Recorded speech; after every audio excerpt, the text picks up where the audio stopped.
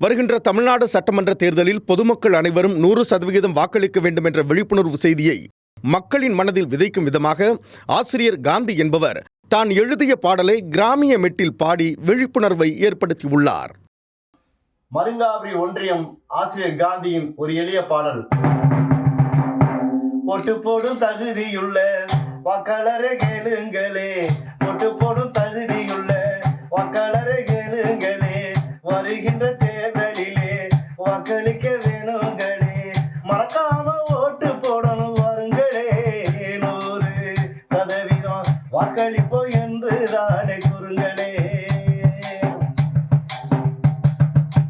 விரலு நுனியில திருப்பழுத வேணுமுங்க, எதிர்கால குரலாய் வாக்குகளும் இருக்குதுங்க, கடமையை செய்வது ஜனநாயகம், மன சாட்சிப்படி ஓட்டுகளை